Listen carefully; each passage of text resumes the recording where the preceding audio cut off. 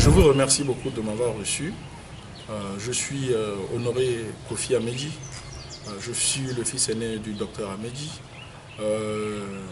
Nous vivons une époque très difficile par rapport à notre papa. Kodjo, c'est mon frère. Effectivement, il avait déjà fait une interview par rapport à la situation familiale que nous vivons, par rapport à la santé de notre papa et de notre frère qui est enfermé à la maison et qui est handicapé. Et effectivement, Kodjo est parti, mais aujourd'hui nous poursuivons les démarches afin que justice soit faite. Nous avions dernièrement rencontré le procureur de la République où nous avons eu son autorisation d'aller chercher le petit à la maison, notre frère à la maison, afin de pouvoir l'amener dans un hôpital de la place pour pouvoir lui faire un bilan de santé, pour voir à peu près comment est-ce que sa santé s'est détériorée. Malheureusement, arrivé à la maison, en présence du CB, de l'huissier et du directeur des personnes handicapées du Togo et de la FETAF, qui est une fédération des personnes handicapées aussi, ça n'a pas été fait. Ça n'a pas été fait pourquoi? Parce que le procureur juge que ce n'est pas important. Hein? Ce n'est pas important parce qu'il y a des médecins qui l'ont déjà suivi. Mais en cela, on a trouvé ça en tant que faux problème. Parce qu'il y avait et la famille, et les tantes, et tout le monde qui était présent pour pouvoir porter son aide à notre frère, à notre dernier frère qui est souffrant et qui est complètement par terre, qui est couché à ras le sol sur le carreau, qui vit aujourd'hui avec de très gros escarres qui le rongent sans soin, qui est en train de mourir à petit feu. Et nous nous battons pour que cette situation-là change. Mais malheureusement, le lien qu'il y a entre le procureur et notre maman, on ne sait pas, ne veut pas que les choses avancent. Sans parler de la curatelle, sans parler de la curatelle de notre papa, où elle a demandé une curatelle, elle a placé notre papa sous curatelle sans notre accord. Sans notre accord. Je ne suis pas le seul fils, je suis l'aîné, mais certes, avant de faire quelque chose, il faudrait aussi prendre notre avis. Donc aujourd'hui, nous ne sommes pas du tout d'accord de la situation. On est en train de se battre afin que justice soit faite. Et nous croyons que ça va se faire très très rapidement, sinon ça ne pourra pas aller.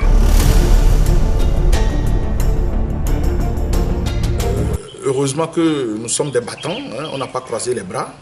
Nous avons maintenu une présence permanente depuis le mois de novembre dernier, où notre sœur est auprès de notre père, sans compter d'autres dames aussi qui travaillent à ses côtés, afin qu'il retrouve sa forme. Tout va bien, il suit les soins.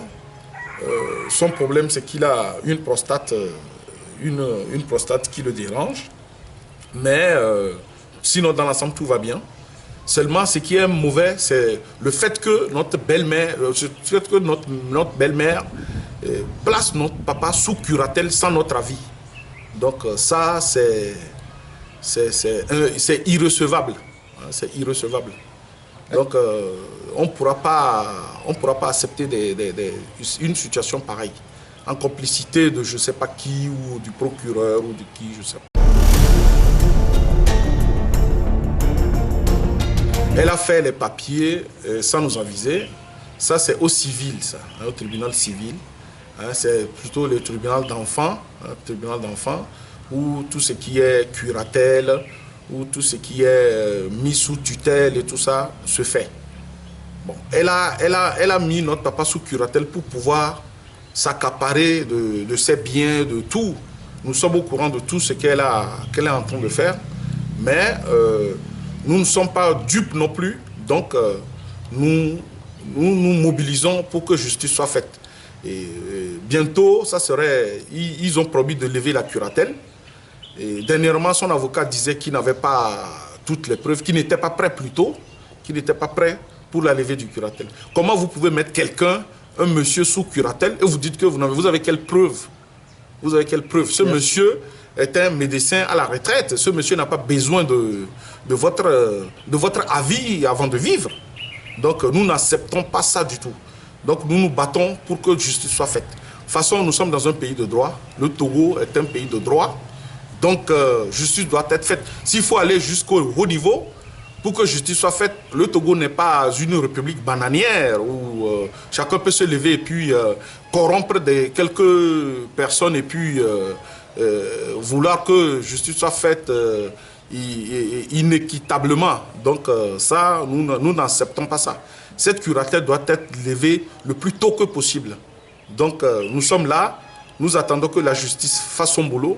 Sinon, autrement, nous aussi, nous savons par quels moyens passer pour contester tous ces mises sur tutelle qui ne sont pas, qui n'arrangent pas notre papa non plus et puis qui n'est pas de notre, qui nous arrange pas quoi, qui n'arrange personne.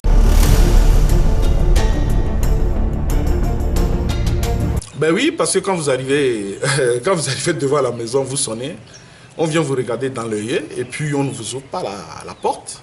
Vous pouvez taper la porte comme vous voulez, on ne vous ouvre pas la porte. Mais dès que vous touchez la porte, et dès que vous commencez par forcer, là, ils savent appeler la police ou quoi, ou appeler la police, ou appeler les personnes avec qui ils ont des relations pour envoyer les policiers pour vous arrêter.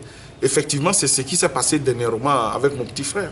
Comment je peux être né dans une maison? Aujourd'hui, je ne vis plus ici. Je vis en Occident, je travaille là-bas. Je rentre chez moi, je viens sonner la porte, vous ne m'ouvrez pas. Et dès que je commence par forcer la porte, vous appelez vos relations pour mentir, hein, pour raconter n'importe quoi.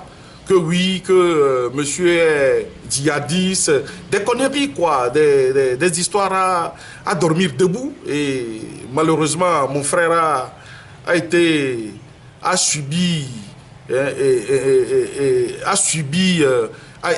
placé en garde à vue illégalement, hein, sans quelqu'un qui est né dans une maison. On dit que c'est pas chez lui, on dit qu'il est djihadiste, alors que ce monsieur n'est pas ça. Ce monsieur est un garçon exemplaire, un garçon très poli, très bien, et qui est prêt pour toute négociation. Mais malheureusement,